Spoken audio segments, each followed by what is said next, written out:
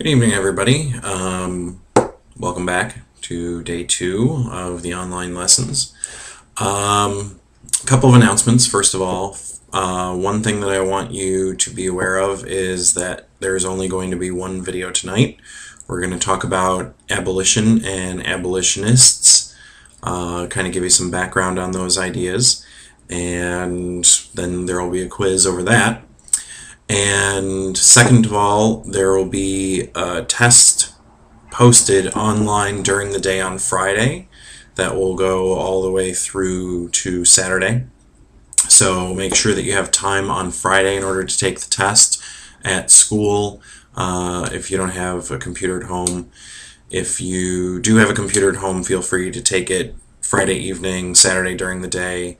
If you have any issues with that, please feel free to let me know. And that test is only going to cover up to the abolitionists. There's a section of your notes, starting on page 11 of your notes, talking about the road to the Civil War. We're going to cover that on the next test in the next unit, so you don't have to worry about that for right now. Okay, if you have any questions about that, please feel free to email me or let me know while you're at school. Tonight we're going to talk about abolition movement in the United States before the Civil War. Now, there are 3 different issues that go on with the abolition movement during the Civil War, before the Civil War. First, you have the abolitionists, whose only goal was to end slavery where it was. They wanted no slaves in the United States. That was one group.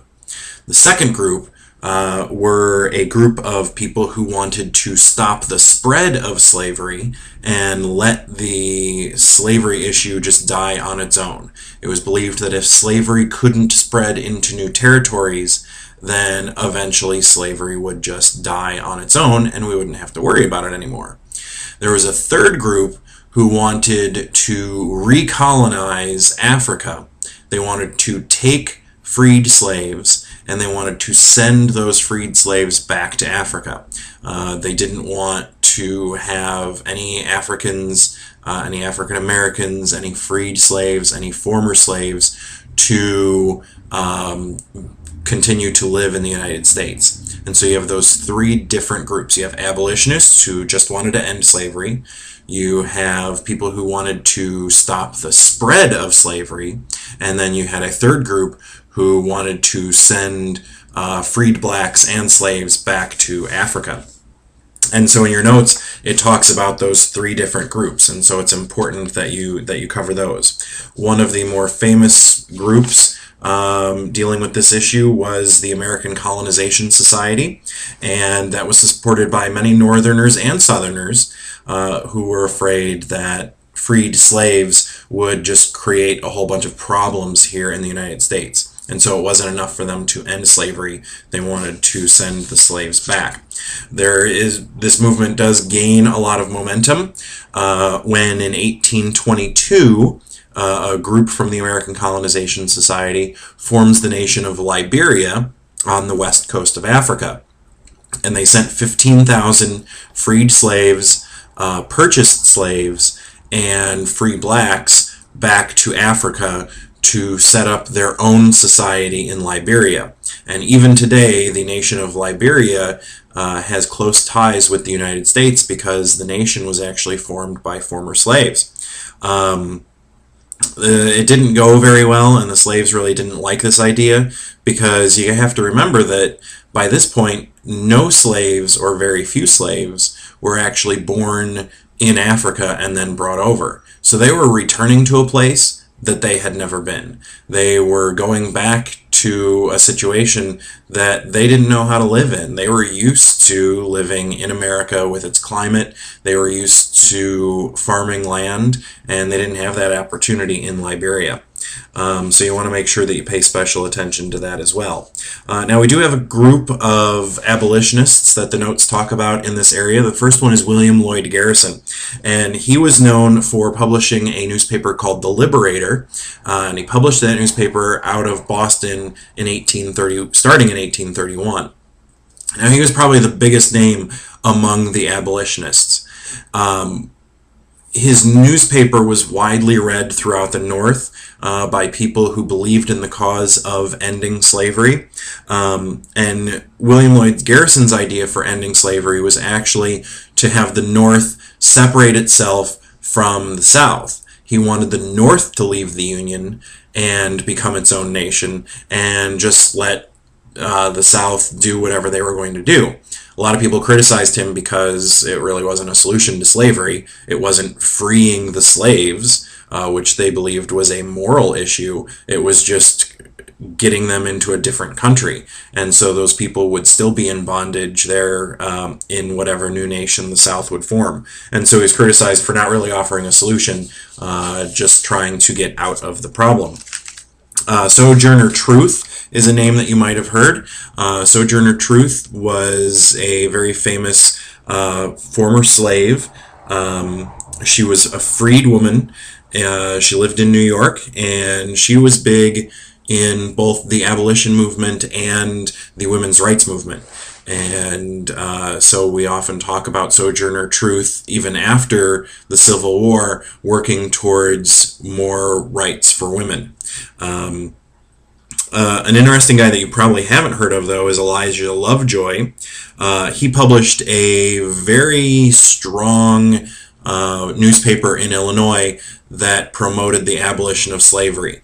And he called for people to rise up and fight physically against slavery. Naturally, this didn't make a lot of people very happy, and so his printing press and the warehouse where he printed his newspaper was actually burned 4 times, and the last time Elijah Lovejoy was actually killed by a mob who burned down the warehouse. And so he becomes a martyr for the abolitionist movement.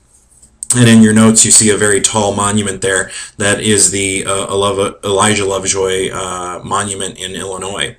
Martin Delany was actually a free black who advocated that slaves should return to Africa and that they should recolonize Africa and use the traits that they had learned here in order to make Africa a better place. But the people who wanted that were a very small minority, and it didn't work out too well for the slaves.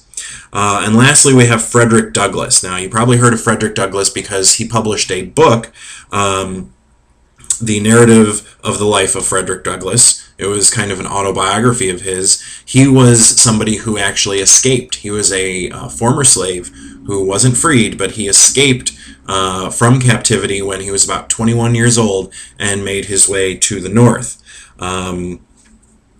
He wanted a practical solution to end slavery, and so it was kind of surprising that Frederick Douglass, as a former slave, would be so moderate on the issue. He did want an end to slavery, but he wasn't as radical as some of the others, and he differed quite a bit with William Lloyd Garrison.